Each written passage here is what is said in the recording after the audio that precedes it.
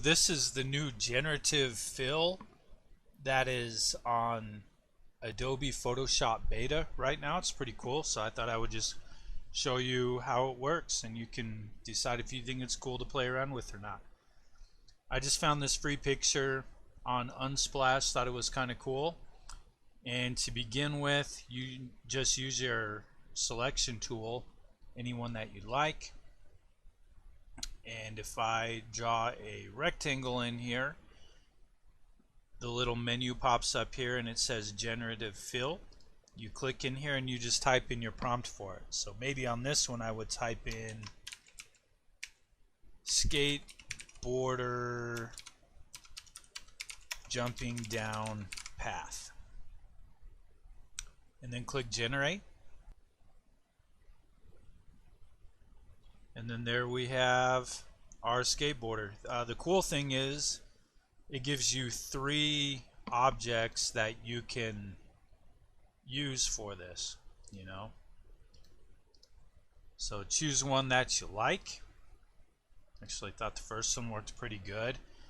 And you'll notice in the layers panel over here, it's totally non-destructive. It puts it, it's his own object there on the side, which is kind of cool.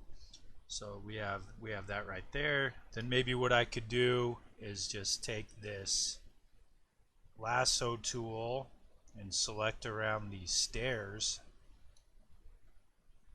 go into Generative Fill and type in people sitting on steps cheering and generate.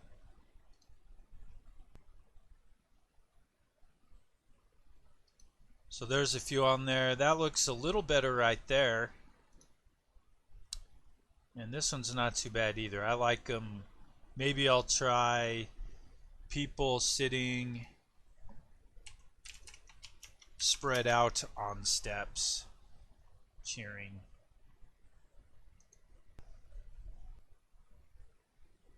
So there's one.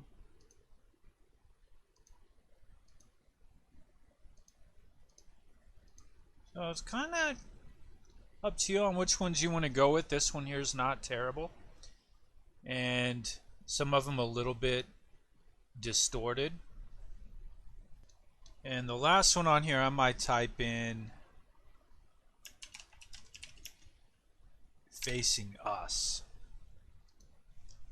Try to get them all facing the same direction.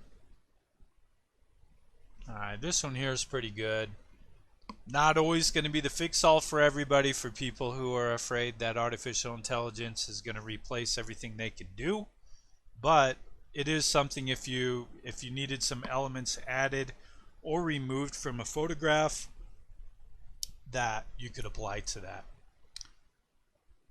Maybe the last thing here would be just to combine these 2 elements that I added and put them into a group. And then with that group, then I might go to a filler adjustment layer, select hue saturation, and bring that hue down since the image is in black and white. And then there you have it, kind of an interesting picture to look at. So give it a try. Let me know what you think in the comments, and we'll catch you on the next video.